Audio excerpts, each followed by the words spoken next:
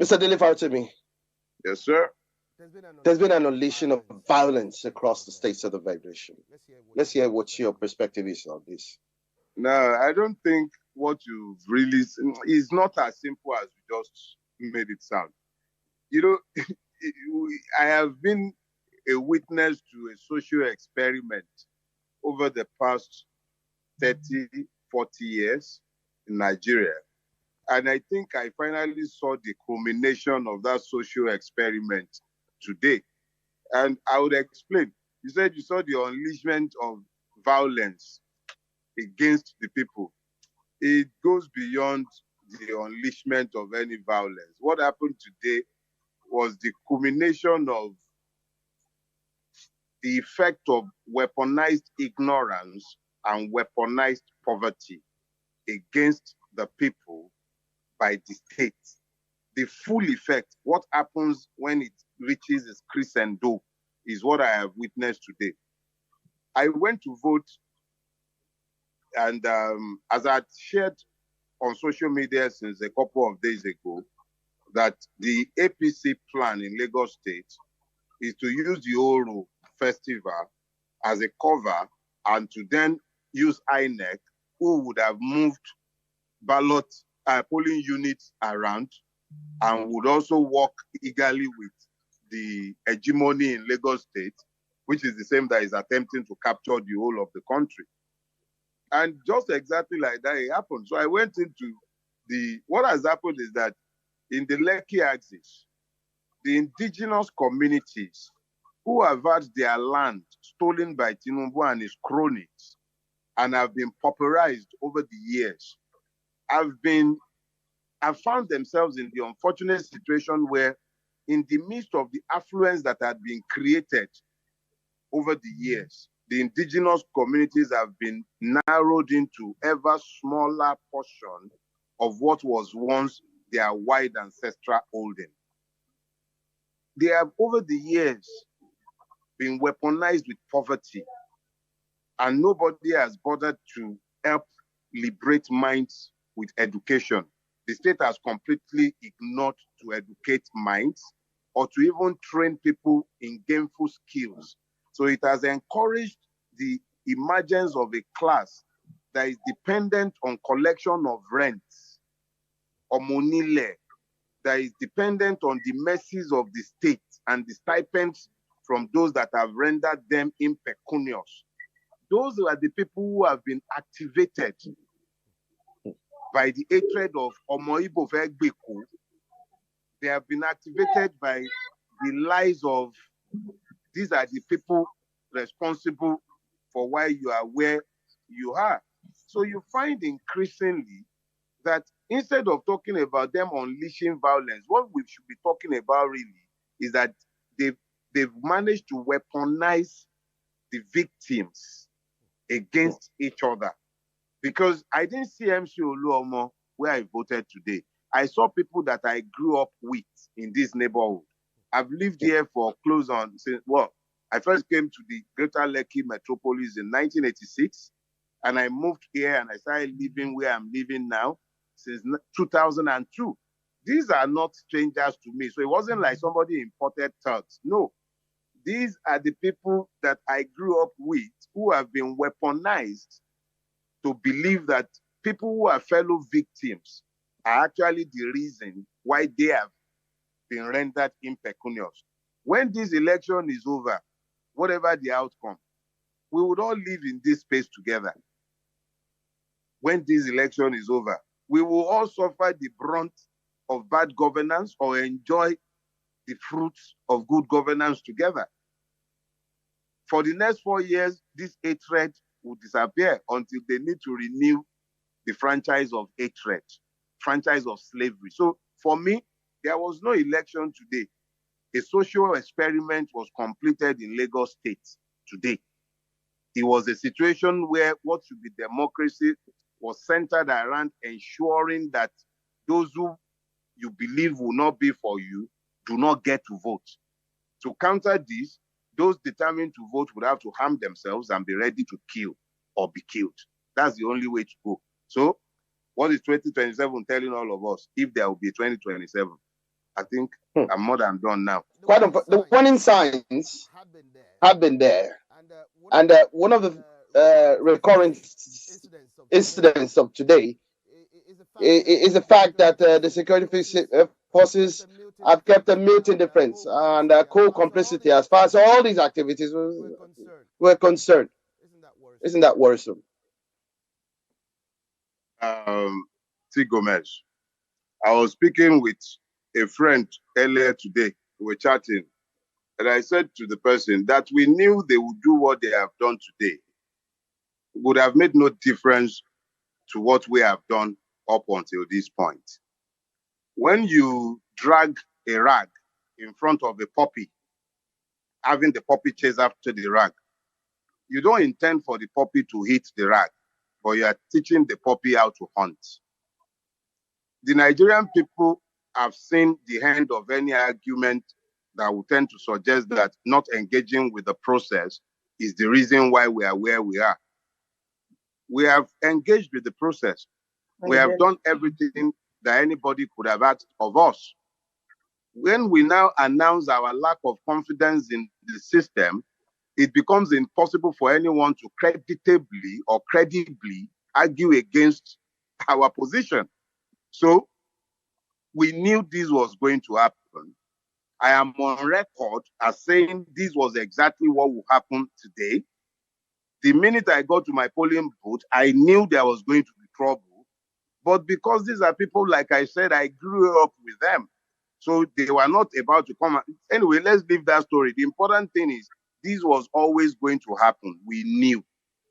Now they have done what they have done. The question that we should be asking ourselves now, what are we going to do? It's no longer about, there's no point having this autopsy. What has been done is audible to the deaf and clear to the blind. They have not been particularly circumspect about doing what they have done.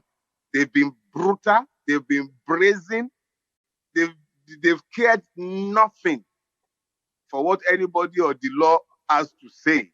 So when you talk about complicity of security agencies, I ask you, what agencies? Is it the one headed by MC Mushroom Pikin or the one headed by who? Who?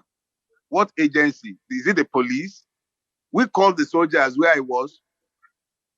I believe they came maybe like an hour after. Laughable. So please, at the end of the day, this is not about a single harm. The police, the so-called thugs who are not thugs, the army, the ruiners, they work in concert. It's like when you go to an orchestra, you find the kettle player, you've got the trumpeter, you still see the ones who will come with their bow ties and ties, agbada and cap. They will be speaking dignified English. There will even be pastors and imams who will speak on their behalf. By the time this is over, they'll be telling you why you should let it all go. It's the will of God. Allah wills it so. You soon start hearing all of those. Oh, it's not only Oro that will be complicit by the time this is over. Just wait and carry your popcorn. The Labour Party candidate in Lagos, Gbadebo Rhodes Bible, had accused the APC of causing voter suppression, and he said that he won't congratulate someone that got his mandate from intimidation and suppression. Instead, if it happens, he will go to God. What's next for the Labour Party in this regard? Well, I can't speak for the Labour Party, and I never have spoken for the Labour Party. I spoke for the Obi presidential campaign team. It is the prerogative of a political party or the candidate who is aggrieved to take whatever measures is due to it. And if I were the candidate, I'll probably be saying exactly what he's saying. And I imagine that everybody who is not completely shorn of balance and objectivity would align themselves with what he has said. And what is even more, the popular thing in Nigeria after they have stolen anything that they might have stolen is to kukuma tell you, go to court. So Mr. Refusal is completely within his right to take the opportunity that the law says are available to him. The confidence or otherwise of the individual in the court system is another ball game entirely. So he is right to say that by around 10:30 this morning, my own polling booth where I voted, I was done voting by around 10, but by 10:30 they had scattered the place. So, and they have my entire neighborhood, which had been gerrymandered into the Nigerian village by INEC. Even those who voted in different locations in time past were centralized into the village. They had their vote polling units brought inside the village. Everybody put in vote now. My own polling unit, over 1,000 people. They scattered everything. So it's is within the right of any. In fact, it will be silly not to challenge this, however one cares to. So that somebody is even advocating going to court, they should be clapping for him since they are the ones waiting for him in the court anyway. So, however, in speaking to the general world, we had been speaking specifically to our own experiences. I spoke specifically only to my experience as somebody resident in Lagos, and I've been careful to speak only to what I witnessed or what I have seen on video. So when I speak to the extent of what happened in Lagos, what has happened as of today, I am speaking knowing as a fact that across the length and breadth of Lagos, across the length and breadth, and I repeat that, from Ikorodu to Ekpe to Badagry, across the length and breadth of Lagos, voters were seriously intimidated, in some cases physically attacked, and I'm even seeing reports already of a person who has been killed today. So as far as Lagos is concerned, I can speak to what has happened here. I do not presume to talk about what has happened in the North. The only time I have spoken about the North in my dialogue and conversation since the election was when I spoke to the burning of the market, the Monday market in Maiduguri, which was done on the day of the election itself and which kept burning until Monday before the fire brigade would go there. And no Nigerian journal or Dele or TV would report it. And yet we have video that this happened. We have eyewitness account that this happened. So I have not spoken to anything that I did not see. And we can have that other discussion at your convenience. My next question has to do about the President-elect Bola Ahmed Tinubu. Questions have been asked about. Excuse me. You said what? President-elect. Or no, I just want to be sure that I heard you. President-elect. Okay. INEC has recognized him as the President-elect. Questions have been raised as to his chances of delivering quality leadership, judging by the flawed process that brought him to power. What are your take on this? I will not join you. I will not join you in normalizing a crime or in deodorizing a skunk. As far as I am concerned, no president has emerged in Nigeria. INEC, in criminal complicity with the APC and his presidential flag bearer, have announced Bola Ahmed Tinubu as the selected candidate. If and when they manage to get the courts to deodorize that skunk, I would have no choice but to, of course, accept the putrefaction of my country. But I am not going to help anybody to legitimize what I know to be a fraud. I will not offer any legitimacy to what I know to be a series of crimes, both against the Nigerian state and against its people. So I am not having that conversation with you. Nothing good can come out of evil. Those who believe that something good can come out of this can keep fooling themselves and normalize that conversation. I refuse to join in normalizing it. Nothing good can come out of that evil. If you have destroyed the process by which legitimate elections might be held, you have already sounded the death knell of democracy.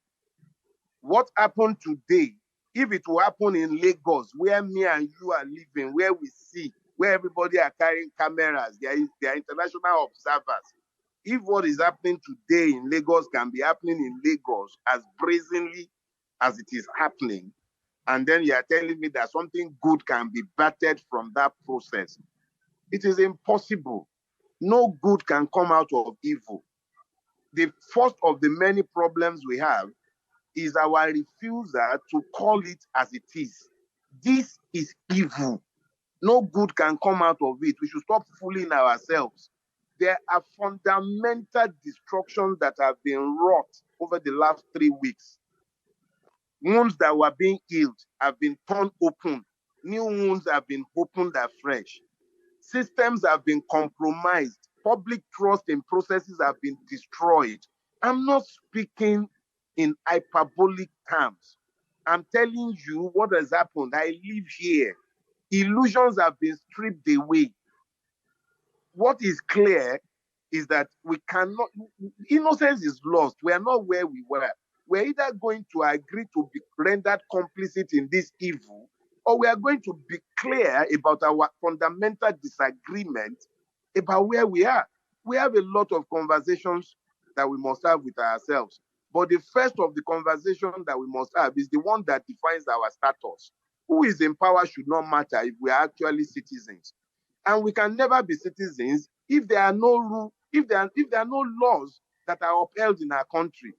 Brother Kayode spoke to the consequences for bad behavior. How can there be consequences for bad behavior when the law does not rule? You are seeing cases where thugs, we call them thugs, but they are part and parcel of the state. We must come to the knowledge of this and admit it to ourselves. The chief thug in Lagos State has just been promoted to the chief thug in Nigeria. That is the man who stood in plain view on video telling everybody they have no right to come and vote. The DSS pretended to carry him yesterday. His client is the one that you're asking me to normalize his stolen mandate. You think his client is going to get into power and DSS will not start providing guards for him? We are not in a good place. We should admit where we are to ourselves. Enough of this sugarcoating and normalization of madness. So, Mr. Dele, is about to become. Are we saying that Nigerians are now in a doldrum then? Do you trust the judiciary to delegitimize this process? What I'm saying does not matter. What you are saying, what we are all saying, is what counts. If what I am saying is not predicated on truth, it will not have any resonance in anybody's spirit. If it has no basis in foundational truth, it will have no resonance. But the reality is that what we are saying, what we are living, in what other country of the world do you buy your own currency with money? You buy your own currency. That's what we are normalizing. We've become, please, I'm not having that conversation. We have come to the point where we need to decide who we are. We obviously come from different ends of the spectrum in responding to the challenge of Nigeria. I'm not sure if I'm still with you. Yeah, please go ahead. Can you hear me? Yeah, we can hear you. We can hear you. Please go ahead. Okay. So we obviously come from different ends of the spectrum when it comes to the way we view Nigeria and its many issues. But I am firm in my conviction that we can't move on from this. We have fundamental questions that we must address before we presume to move on. The Supreme Court of Nigeria is not immune from the problems of Nigeria. And unfortunately, I wish it could be said that I am speaking flippantly, but I am not. I am speaking knowing that I am happy to stand before any judicial panel anywhere to repeat what I have said, that the Supreme Court is rotten. It is complicit in what is going on in our country. And the evidence and facts of his putrefaction are in his own record. It's not Dele Farotimi speaking flippantly.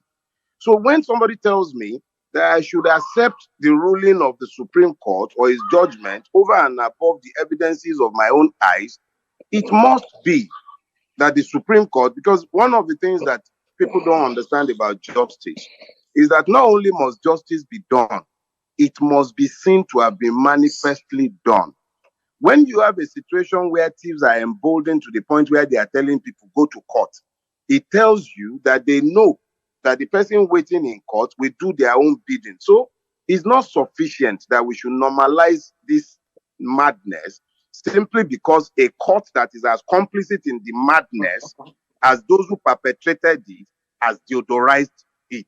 That court must show clearly, demonstrably, that it has done justice, not a Lawa and Machina thing, not an Akpabio thing, not another Imo State thing. It has to be manifest justice. It is the one that has placed that burden on itself because it does not have a record of doing the right thing.